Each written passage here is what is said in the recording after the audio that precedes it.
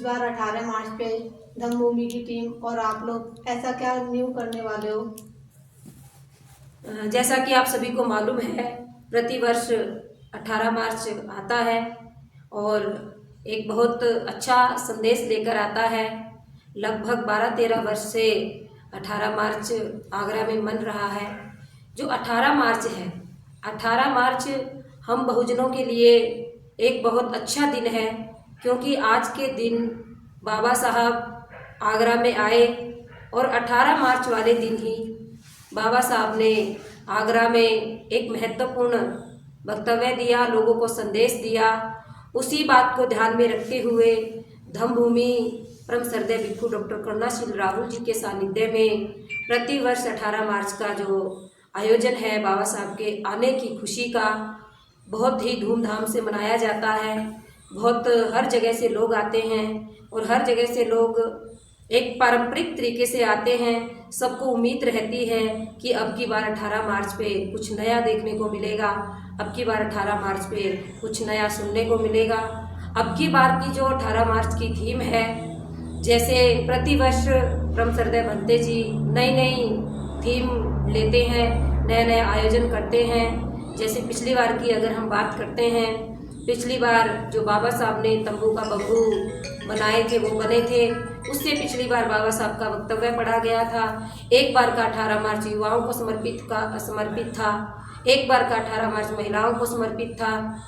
अब की बार जो 18 मार्च है वह बौद्ध समाज निर्माण को समर्पित है, जो अभी धम्मभूमि ने 10 नवंबर को गौतम बुद्धा यूनिवर्सिटी में बहुत बड़ा आयोजन किया था बौद्ध समाज का, कि मैं बौद्ध हूँ, जाति से मुक्त हूँ, बौद्ध मेरा समाज है। तो बौद्ध समाज कैसे बनाया जाए, बौद्ध लोग कैसे होने चाहिए, बौद्ध लोगों की क्या पहचान होनी चाहिए, इसी के ऊपर अब की बार श्रद्धेय भंते जी 18 मार्च को समर्पित कर रहे हैं। 18 मार्च का कार्यक्रम बौद्ध समाज निर्माण का कार्यक्रम होगा। बौद्ध जो बाबा साहब का अंतिम निर्णय था कि हमें बौद्ध बनना है, अच्छा बौद्ध बनना है, सच्चा बौद्ध बनना है, किस तरह से बौद्ध बनना है, और बाबा साहब का जो अंतिम सपना था बौद्ध में भारत का सपना, अब की 18 मार्च को वह सपना साकार होता हुआ नजर आ रहा है। परम श्रद्धेय भंते जी करुणाशील राहुल जी के सानिध्य में उनके प्रयासों के साथ जो बाबा साहब का ये सपना है बहुत जल्द हम सब लोग पूरा करेंगे और एक बौद्ध समाज का हम निर्माण करेंगे। बौद्ध समाज बनेगा तो ही सभी लोग अपने जीवन को अच्छा बना पाएंगे, श्रेष्ठ बना पाएंगे। यही अब की बार धम्मभूमि का लक्ष्य है। जी, जैसे कि आपको पता है ना, हर बार 18 मार्च पे पूरे भारत के लोग एक साथ इकट्ठा होते हैं। तो इस बार कहाँ से लोग आ रहे हैं और किस संख्या में लोग आ रहे हैं? पहले से ज़्यादा आ रहे हैं कि पहले से कम आ रहे हैं, और किस जगह प्रोग्राम उपस्थित होगा? जैसा कि आप सभी को पता ही है कि हर बार जो कार्यक्रम होता है वो यहाँ का बहुत बड़ा फील्ड है आगरा में, GIC फील्ड, उसी फील्ड में होता है। अब की बार भी ये कार्यक्रम उसी फील्ड में होगा। उस फील्ड को बुक कर लिया है और 18 मार्च के पंपलेट भी छप चुके हैं, बहुत सारी जगह पे पंपलेट चले भी गए हैं। और दूसरा, हर जगह हर वर्ष कम से कम भी 18-20 राज्यों से लोग आते हैं। अब की बार भी कम से कम भी 20-22 राज्यों से लोग आएंगे, लगभग पूरे भारत से ही लोग आएंगे और भारत के बाहर से भी लोग आते हैं। तो यह कार्यक्रम एक राष्ट्रीय कार्यक्रम ना होकर के एक अंतर्राष्ट्रीय कार्यक्रम है। इस कार्यक्रम में बड़े लेवल पे भागीदारी होती है और इस कार्यक्रम में लोग अपने परिवारों के साथ आते हैं। इसमें ये कोई ऐसा कार्यक्रम नहीं है कि लोग औपचारिक रूप से आए और चले गए। इस कार्यक्रम में लोग पूरे अपनी फैमिली को लेकर आते हैं, चाहे वो महिला है, पुरुष है, बच्चे हैं, और सभी सफ़ेद ड्रेस में आते हैं और सभी के सभी इस कार्यक्रम से हर बार कुछ ना कुछ सीख कर जाते हैं और अपने घर में उसको लागू करते हैं और फिर धम्म के अनुसार अपना जीवन जीते हैं। तो इस कार्यक्रम में जो भी लोग आते हैं, बड़े दूर दराज से लोग आते हैं, वो लोग अपने जीवन में कुछ ना कुछ लेकर जाते हैं और एक प्रेरणा बनकर दो लोगों के सामने प्रस्तुत होते हैं। बंदे जी, जैसे कि हमने देखा है 2 साल से बंदे जी बुद्धा पीस मार्च भी निकालते हैं एक दिन पहले, तो इस बार भी क्या ऐसा कुछ होगा कि नहीं होगा? और उसमें लड़कियां भी भागीदारी बनेंगी लड़कों के साथ? क्या लड़के ही रहते हैं हर साल? ये आपने बहुत अच्छा सवाल किया है, क्योंकि पिछले साल बहुत ज़्यादा संख्या में हमने युवाओं को पार्टिसिपेट करवाया था। बहुत भारी संख्या में युवा थे, लगभग 400 के आसपास तो यहाँ आगरा से ही युवा थे। और युवा का मतलब सिर्फ लड़के नहीं होता है, युवा का मतलब लड़कियाँ भी होता है।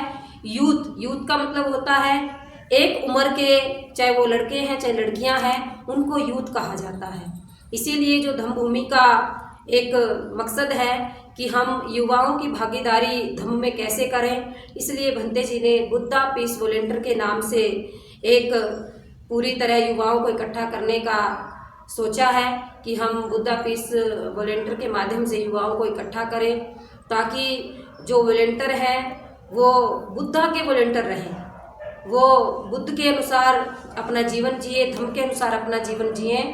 और बुद्धा पीस वॉलेंटियर सिर्फ 18 मार्च पे ही नहीं, धम्मभूमि में जो भी युवा हैं, चाहे वो लड़के हैं लड़कियां हैं, और भंते जी तो यहाँ तक भी कहते हैं अगर कोई 60 साल का व्यक्ति भी है और उसकी विचार अगर उसके यंग है, विचार उसके जवान है, तो वो भी बुरा नहीं माना जाएगा। इसीलिए बुद्धा पीस वॉलेंटियर में वो सभी लोग आ सकते हैं जो मानसिक रूप से जवान है, मानसिक रूप से यंग है, और जो अपनी मानसिकता को यंग रूप में रखते हैं और जो निरंतर लोगों की सेवा करने में तत्पर रहते हैं। तो हमारे बुद्धा पीस वॉलेंटियर, चाहे आगरा का कार्यक्रम है, चाहे जयपुर का कार्यक्रम है, कहीं भी हमारा कार्यक्रम होता है धम्मभूमि का, वहीं पर भागीदार बनते हैं। अब की बार जो वॉलेंटियर बनेंगे वो हर राज्य से आएंगे, चाहे उत्तर प्रदेश है, चाहे मध्य प्रदेश है, गुजरात है, राजस्थान है, हरियाणा है, जहाँ जहाँ पर भी धम्मभूमि का कार्य है वहाँ पर हमारे पास युवाओं की बहुत मजबूत टीम है और हर जगह से बुद्धा पीस वॉलेंटियर अब की बार आएंगे। लगभग 2000 से भी ज़्यादा संख्या में अब की बार हम बुद्धा पीस वॉलेंटियर को बुलाने वाले हैं। और बुद्धा पीस वॉलेंटियर जब कार्यक्रम में आता है तो कार्यक्रम की शोभा को और ज़्यादा बढ़ाता है, क्योंकि बुद्धा पीस वॉलेंटियर के कंधों पर ही कार्यक्रम की जिम्मेदारी होती है। चाहे लोगों को, बाहर से आने वालों को खाना खिलाना है, पानी पिलाना है, बहुत सारे कार्य होते हैं, उनकी सुरक्षा की देखभाल करनी है, उनका जो भी जिम्मेदारियां हैं वो बुद्धा पीस वॉलेंटियर के ही कंधों पे होती है। इसलिए जो हमारी बुद्धा पीस वॉलेंटियर है की टीम है वो बहुत मजबूत टीम है, बहुत अच्छी टीम है और बहुत अच्छे सभी लोग अपनी जिम्मेदारी से सारा काम करते हैं। जो जिसको जिम्मेदारी दी जाती है वो बखूबी निभाता है। इसलिए हमारी बुद्धा पीस वॉलेंटियर जो टीम है वो बड़ी मजबूती से इस कार्यक्रम में अपना हिस्सा लेती है और अब की बार भी बहुत मजबूती के साथ हिस्सा लेंगी। और आपने कहा कि इसमें लड़कियां भी शामिल हो सकती हैं, क्योंकि इसमें धम्मभूमि का जो एक रूल है कि धम्मभूमि में कोई भी महिला पुरुष में भेद नहीं है, कोई लड़का लड़की में भेद नहीं है, चाहे लड़का हो चाहे लड़की हो, चाहे महिला हो चाहे पुरुष हो, वो इंसान सबसे पहले है। इसीलिए मानसिक रूप से ये तैयार किया जाता है कि हमारे लिए बुद्धा पीस वॉलेंटियर है, चाहे वो लड़की हो चाहे लड़का हो। हम ये नहीं देखते हैं कि वो लड़की है तो उसे नहीं बनाएंगे, वो काम नहीं कर पाती है, वो जिम्मेदारी नहीं संभाल पाती है, तो इसमें कोई अंतर नहीं है।